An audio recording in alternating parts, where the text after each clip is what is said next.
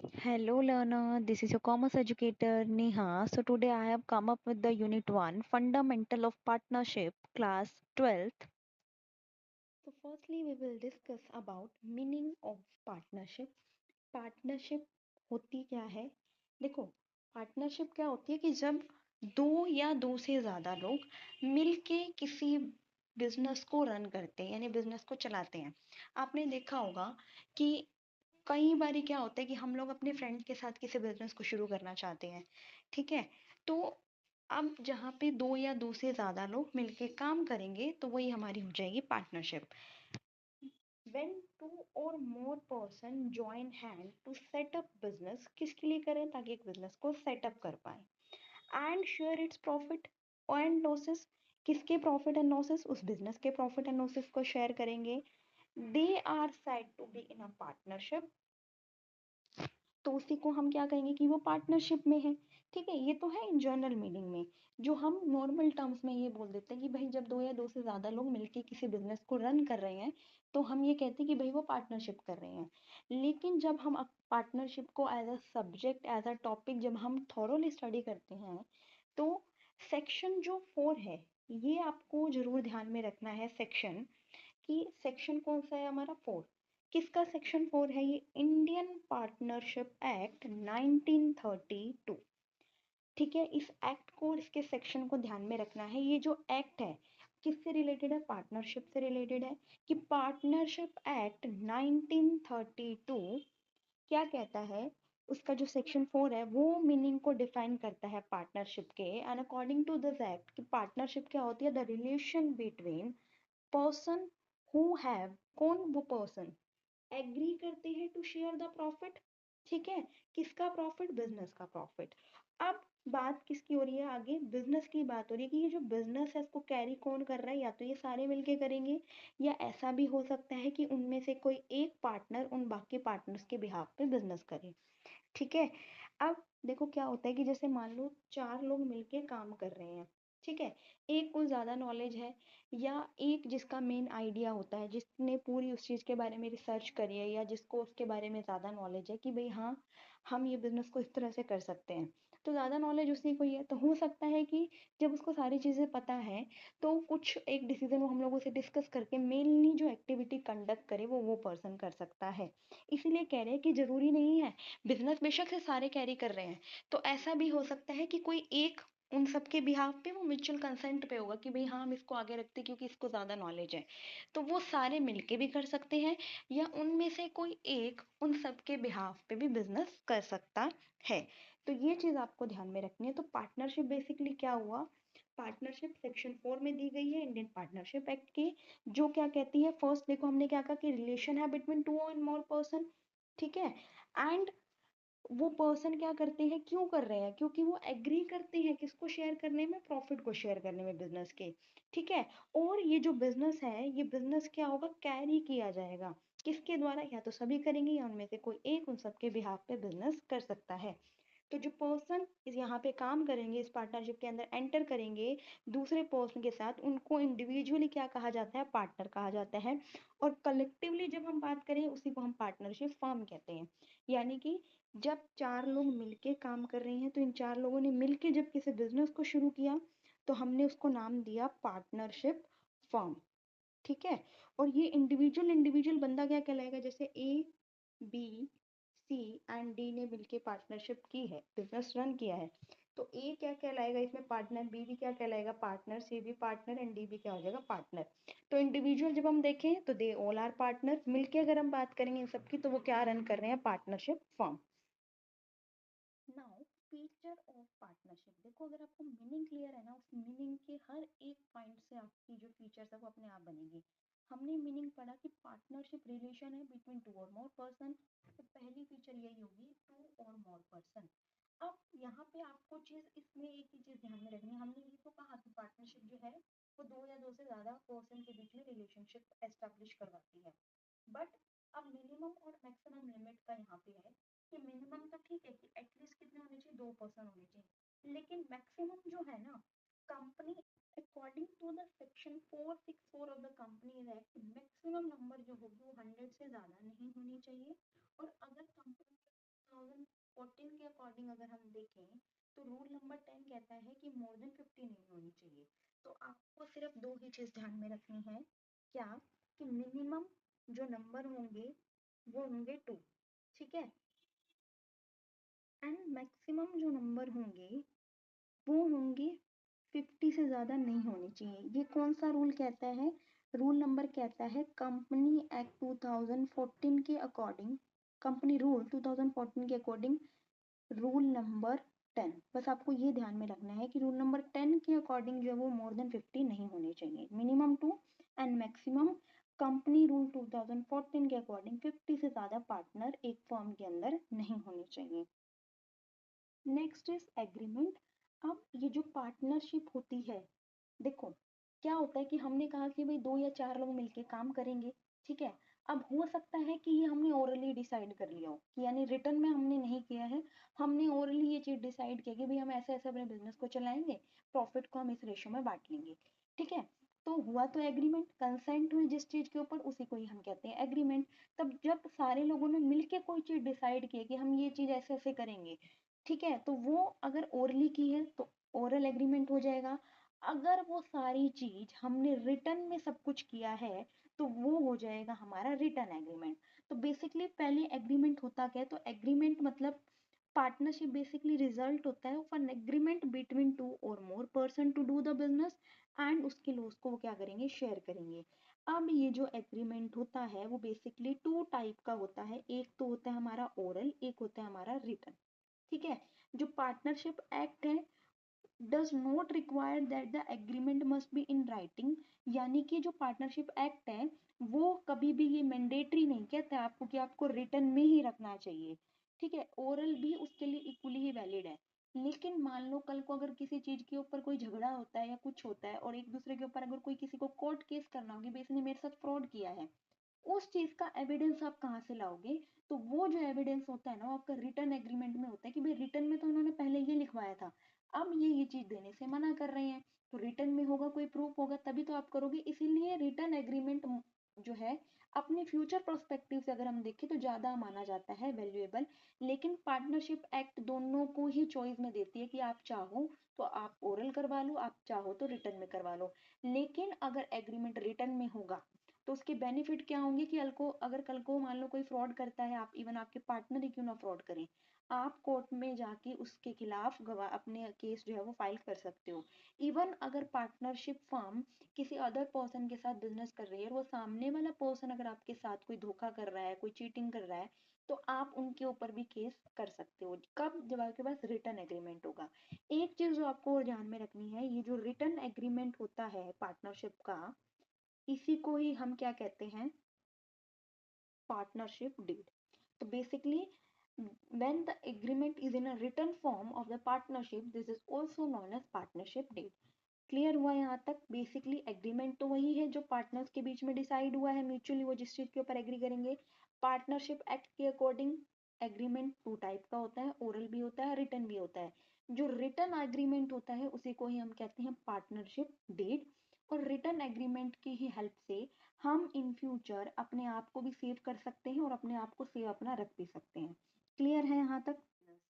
अब ये जो पार्टनरशिप में सारे लोग काम कर रहे हैं वो किसके लिए कर रहे हैं, को ओनरशिप किसकी है, प्रॉपर्टी पे को ओनरशिप है, यानी सारे लोग मिलके उस चीज के अंदर कंट्रीब्यूशन दे रहे हैं। चला क्या रहे हैं, बिजनेस चला रहे हैं, ठीक है। तो ये क्या होता है, बिजनेस जो है वो इनके द्वारा कैरी किया जाता है। और ये जो बिजनेस होता है इसके अंदर कंट्रीब्यूशन जो है वो हर एक पार्टनर करता है, चाहे वो किस प्रपोर्शन में ही अपने कैपिटल क्यों ना लेकर आए, लेकिन पैसा सभी को लगाना पड़ता है। इसी को ही हम कहते हैं को ओनरशिप, यानी मिल के इन सब की क्या माने जाते हैं, ओनरशिप मानी जाती है उस पर्टिकुलर बिजनेस के ऊपर। क्लियर? देन फोर्थ है हमारा शेयरिंग ऑफ प्रॉफिट। हमने पहले कहा ये पार्टनरशिप कर क्यों रहे हैं, देखो अगर कुछ मिलेगा नहीं तो हम क्यों करेंगे, प्रॉफिट के लिए तो कर रहे हैं, और प्रॉफिट किसी एक पर्सन का तो नहीं होगा, जब पार्टनरशिप सारे मिलकर कर रहे हैं तो प्रॉफिट को भी तो सारे मिलके बांटेंगे। तो ये क्या करते हैं, जो प्रॉफिट होता है उसको ये क्या करते हैं, डिवाइड करते हैं। अब शेयरिंग ऑफ प्रॉफिट का आता है, ये इन लोगों की मर्जी है, चाहे ये सारे इक्वल इक्वल बांटे, ठीक है, कि जितना प्रॉफिट आएगा सब इक्वल इक्वल बांट लेंगे। या हो ये भी सकता है कि मान लो अगर किसी पार्टनर ने ज्यादा कैपिटल इन्वेस्ट किया है, किसी ने कम इन्वेस्ट किया है, तो वो ये कह सकते हैं कि भाई हम इक्वल डिवाइड नहीं करेंगे, तो उस केस में ये भी हो सकता है कि वो अपनी कैपिटल की रेशियो में भी शेयर प्रॉफिट कर सकते हैं। ठीक है। नेक्स्ट है हमारा म्यूचुअल एजेंसी, कि अभी म्यूचुअल एजेंसी क्या है यहाँ पे। देखो म्यूचुअल हमने पहले कहा ये सारे मिल के काम कर रहे हैं। मिल के काम करने का मतलब क्या है, हमने एक लास्ट में लाइन पढ़ी थी कि जो पार्टनरशिप है या तो ये मिल के कैरी कर सकते हैं या उनमें से कोई एक पर्सन भी उन सबके बिहाफ पे बिजनेस कर सकता है। इसी को बोलते हैं म्यूचुअल एजेंसी, यानी सारे मिलके भी काम कर सकते हैं। तो फर्स्ट क्या हो जाएगा, every partner is entitled to participate in the conduct the affair of business, यानी कि सभी पार्टनर के पास पूरा राइट होगा कि जो भी बिजनेस ये कैरी कर रहे हैं उसमें कोई भी डिसीजन इनको लेना है, किसी के साथ ट्रेड करना है, किसी के साथ ट्रेड नहीं करना है, वो सारे राइट, वो सारी चीजें मिलके सब लोग आपसी सहमति से ही आगे डिसाइड करेंगे। सेकंड कह रहा है कि जो रिलेशनशिप ये एग्जिस्ट करती है, इन लोगों के बीच में एग्जिस्ट करती है, वो म्यूचुअल एजेंसी पे काम करती है। यानी कि जैसे हमने पहले कहा कि एक पर्सन उन सबके बिहाफ पे काम करेगा अगर, तो जो एक पर्सन है एक तरह से वो क्या हो गया, हेड हो गया। जैसे स्कूल में हेड होता है, उस हेड को हम क्या बोलते हैं, प्रिंसिपल बोलते हैं। तो वो प्रिंसिपल क्या करता है, सभी टीचर्स को मैनेज करता है, सभी स्टूडेंट्स को मैनेज करता है। सेम पार्टनरशिप में भी अगर कोई मान लो एक पर्सन उन सबके बिहाफ पे काम करता है तो उसको हम प्रिंसिपल बोलते हैं। ठीक है। लेकिन ऐसा नहीं है कि वो सारी अपनी ही चलाएगा, वो क्या करेगा, उन सबके साथ मिलके उस चीज के ऊपर म्यूचुअल डिसीजन भी लेगा कि भाई सारे मिलके अपनी राय जरूर देंगे। ठीक है। तो वो ऐसा एजेंट भी बन जाता है जहां वो उन सबकी राय भी लेता है। तो म्यूचुअल एजेंसी में सिर्फ आपको ये ध्यान रखना है कि म्यूचुअल एजेंसी में क्या हो सकता है, कोई एक पर्सन उन सबके बिहाफ पे काम कर सकता है या वो सारे मिलके भी काम कर सकते हैं। तो पार्टनरशिप के केस में एक पार्टनर एज अ प्रिंसिपल का रोल भी प्ले कर सकता है और एज अ एजेंट का रोल भी प्ले कर सकता है। सेकेंडली, उन सभी पार्टनर के पास ये राइट होता है कि जितना भी वो काम कर रहे हैं सारे म्यूचुअल डिसीजन के साथ करेंगे। Last is liability of partnership. अब अगर मान लो प्रॉफिट तो देखो हर कोई बांट लेता है ना, प्रॉफिट तो हर किसी को चाहिए, व्हाट अबाउट लॉस, लॉस का क्या होगा। तो लॉस को भी ये सारे मिलके ही बांटेंगे। तो अगर लॉस को बांट रहे हैं, लाइबिलिटी है हमारे ऊपर, बर्डन है, तो कोई भी पार्टनर जो लॉस को होगा वो क्या करेगा, इक्वल ही डिवाइड करेंगे अपने में, यानी जो भी रेशो उनकी डिसाइड होगी, जो प्रॉफिट की रेशो होगी ना बेटा, वो ही सारी हमारी लॉस की रेशो होती है। ठीक है। अगर इक्वल प्रॉफिट बट रहा है तो लॉस भी इक्वल बटेगा, अगर प्रॉफिट कैपिटल की रेशो में जा रही है तो फिर लॉस भी कैपिटल की रेशो में जाएगा। लेकिन लॉस में पार्टिसिपेट हर एक पार्टनर करेगा ही करेगा। तो ईच पार्टनर जॉइंटली लाइबल होता है अदर पार्टनर के लिए। ठीक है। और third party of the firm के लिए भी। Not only that the liability of a partner is act on the firm is also unlimited. अब यहाँ पे एक चीज और ध्यान में रखनी है आपको कि जो पार्टनर की लाइबिलिटी होती है ना वो हमेशा ही क्या होती है, अनलिमिटेड होती है। अब इस वर्ड अनलिमिटेड का मतलब क्या है यहाँ पे, देखो अनलिमिटेड यानी जिसकी कोई लिमिट नहीं है। अब लिमिट नहीं है का मतलब क्या है कि अगर मान लो लॉस हो जाता है, ठीक है, अब लॉस हो रहा है, भरना किसको पड़ेगा, सभी पार्टनर्स को पड़ेगा। कुछ पैसे जिन जिन उन लोगों के पास थे उन्होंने वो पे कर दिए। मान लो अगर अभी भी बिजनेस में लॉस है, जैसे मान लो 4 लाख का लेट्स सपोज लॉस हुआ, तीनों पार्टनर ने अपनी रेशियो के हिसाब से 3 लाख तो दे दिए, 1 लाख का लॉस अभी भी भर रहता है। तो इस 1 लाख के लॉस की भरपाई कौन करेगा, ये सारे मिलके करेंगे। अगर इनके पास पैसा नहीं है, थर्ड पार्टी अगर क्लेम करती है कि भाई हमारे 1 लाख दो, हमें नहीं पता, जो क्रेडिटर है मान लो अगर इन्होंने किसी से पैसा ले रखा था, 3 लाख तो इन्होंने दे दिए, 1 लाख रह गए, अब उस केस में ये 1 लाख कहाँ से लाएंगे। तो जो थर्ड पार्टी है उसके पास ये पूरा राइट है अपने पैसे वसूल करवाने के लिए, वो इन पार्टनर की जो पर्सनल एसेट्स हो सकती है उनको बेच सकता है। अगर प्रॉपर्टी तो प्रॉपर्टी से निकलवा सकता है वो इनकी, अगर इनकी कोई व्हीकल वगैरह है वहां से भी निकलवा सकता है। मतलब कहने का ये है कि जो लाइबिलिटी रहेगी वो अनलिमिटेड रहेगी, यानी कि पार्टनर की पर्सनल एसेट्स को भी लाइबिलिटी या लॉस को पे करने के लिए यूज किया जा सकता है। अब आते हैं हमारी main topic which is content of partnership deed. तो फर्स्ट अगर हम मीनिंग पूछे पार्टनरशिप डीड का तो हमने क्या कहा, एग्रीमेंट हमारा दो तरह का होता है, ओरल एंड रिटन। और रिटन जो एग्रीमेंट होता है बिटवीन द पार्टनर, वो हमारा क्या कहलाता है, पार्टनरशिप डीड कहलाती है। ठीक है। तो हम क्या कहेंगे, पार्टनरशिप डीड क्या होती है, the written agreement between the partner is known as partnership deed. अब जो मोस्ट इंपॉर्टेंट क्वेश्चन फ्रेम होता है यहाँ से, दो क्वेश्चन यहाँ से फ्रेम होंगे एक तो देखो मीनिंग आपसे पूछा जा सकता है, वो तो कॉमन सी चीज है। इसके अलावा क्या क्वेश्चन पूछे जा सकते हैं, एक, अगर पार्टनरशिप डीड है तो इस पार्टनरशिप डीड के अंदर कंटेंट या इसका स्कोप या इसका मैटर क्या रहता है, यानी इसके अंदर हम क्या क्या मेंशन करते हैं। अगर पार्टनरशिप डीड की एब्सेंस हो, यानी कि अगर हम ये कहें कि अगर हमने ओरल लेट्स सपोज एग्रीमेंट किया है तो हमने रिटर्न तो नहीं किया होगा, रिटर्न नहीं किया होगा तो पार्टनरशिप डीड नहीं होगी हमारे पास। अगर पार्टनरशिप डीड की एब्सेंस रहेगी, अगर पार्टनरशिप डीड हमारे पास नहीं है, तब क्या क्या चीजें एप्लीकेबल होती है, ये बहुत इंपॉर्टेंट है। तो सबसे पहले हम डिस्कस करेंगे content and clauses of partnership deed. देखो सबसे पहले आप इसके कंटेंट को ध्यान रखने के लिए क्या ध्यान में रखोगे, देखो आप अगर एक बिजनेस स्टार्ट कर रहे हो किसी पार्टनर के साथ, ठीक है, किसी भी पार्टनर के साथ आप बिजनेस स्टार्ट करो, मान लो अपने फ्रेंड के साथ बिजनेस स्टार्ट कर रहे हो, सबसे पहले क्या करोगे, बिजनेस करना किसके बारे में है, कब करना है, ठीक है, कितने पार्टनर के साथ करना है, आप ये चीजें डिसाइड करोगे। यानी कि पहले तो उस बिजनेस का क्या सोचोगे, नाम सोचोगे। तो पहला पॉइंट हो गया यही, name and address of firm, यानी उस बिजनेस का नाम। दूसरा, name and address of the partner, कितने पार्टनर हैं, उन पार्टनर रहते कहाँ कहाँ पे है, क्या नाम है, कितने पार्टनर को आप ऐड करोगे, तो name and address of partner हो गया। देखो फर्म का आएगा तो पार्टनर का तो आएगा ही नाम।